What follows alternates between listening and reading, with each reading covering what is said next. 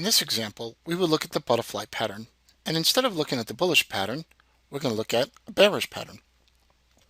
The butterfly pattern is also an X, A, B, C, D pattern.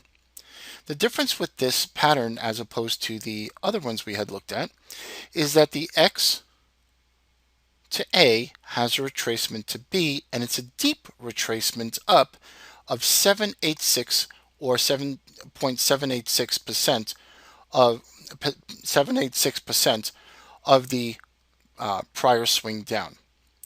From B down to C, the market goes between a 38 and 88% retracement, and then that next drive up is where the market gets to that extension leg.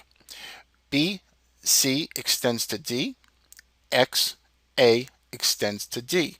Important to look at the 1272 to 1618. Bryce Gilmore designed the butterfly pattern, and it was 1.272 became the factor to use, although some people do use a 1.618.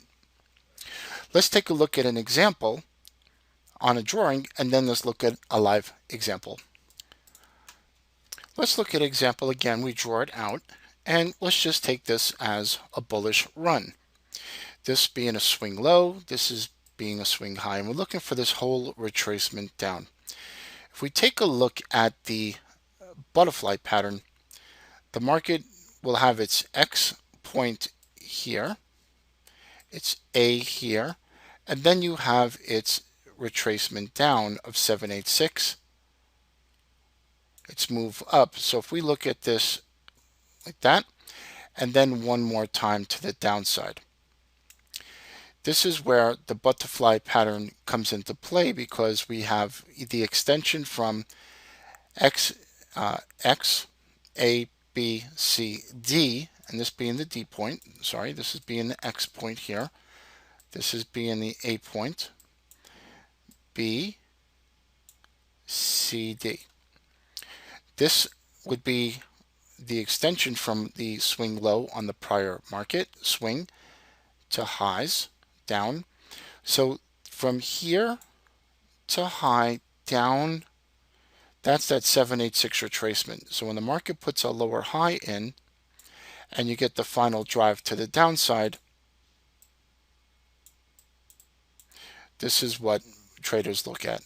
We look at this point right here, from X to D and from BC down to D, and that sets up the butterfly pattern. We tend to see this in a trending market, the strongest in a trending market, because after the market has a strong run up, sometimes it does need a deeper retracement.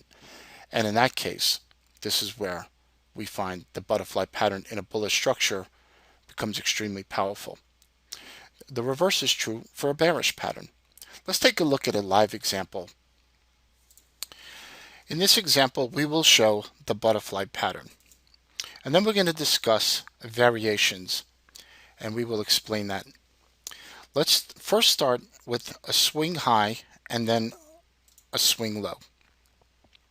If we look at the the butterfly pattern from the high down to the low, market then makes its retracement up, which is 786 of this swing down, has that drive down, which is a 382 to 886 of that prior swing, and then the drive to the upside. And that drive to the upside would have that 1272 extension from the X up. So let's take a look and redraw this. We're going to lay in Fibonacci levels. So from here, straight down, and we're going to see where the market did retrace up towards the 786. It didn't surpass it. So right in this area right here, and sometimes it's okay to be a little bit short or right around the zone. Doesn't have to be exactly perfect. The other spots we want to watch, we can clearly see that this is between a 38 and 88% swing from here. And then we have the push up to the 1272. Clear as day. So we're looking at the X down to A,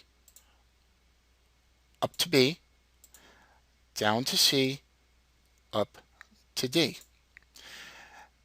And if we put the labels in there,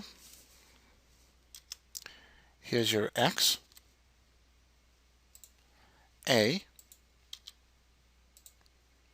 B, C, D. This creates the butterfly pattern. Now, since this is the last example, we want to expand on this because the question always becomes, well, how do you know where to pick your targets? So we're going to get to that in a minute. The last thing we want to go over, and I apologize, is from C to D. From C to D, we're going to look at levels of retracements of targets. Now we do have to remove some of this other stuff. Okay.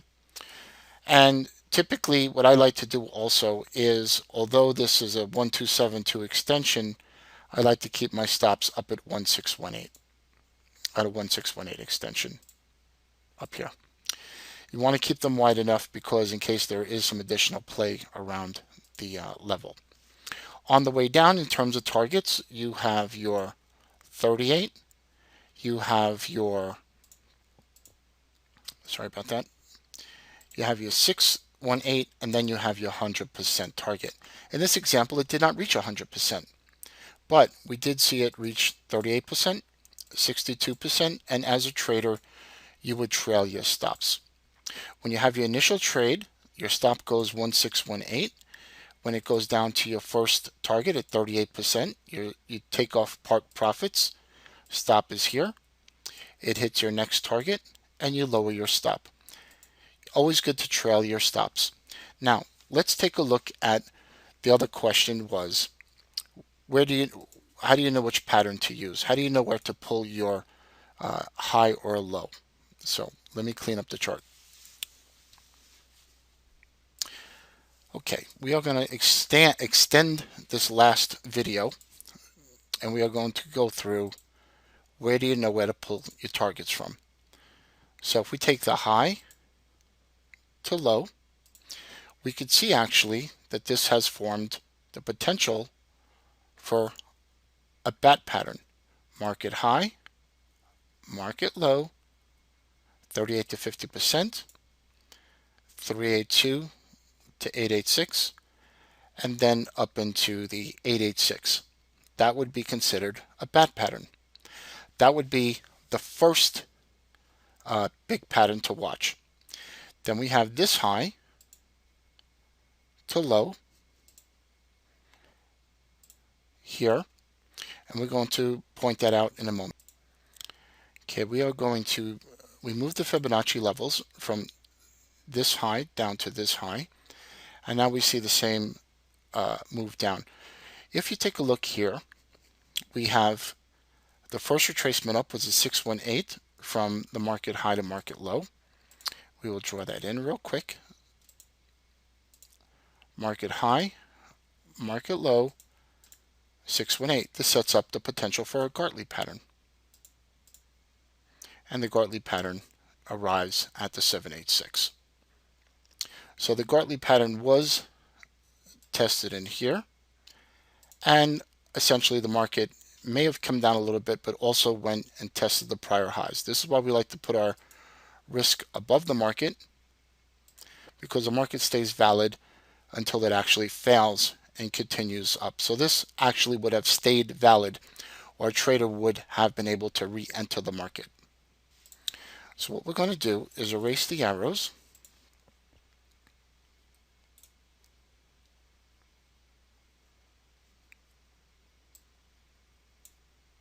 Going to erase the arrows.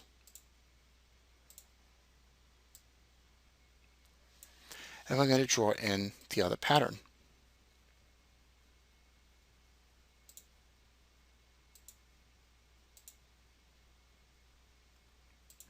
So as we see right now, before we get to the butterfly pattern, we already have two patterns within this whole structure.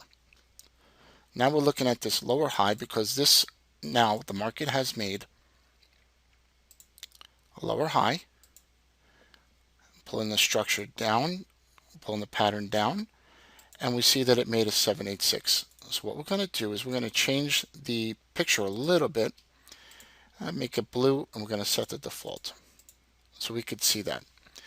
That next swing, which we looked at in our prior example,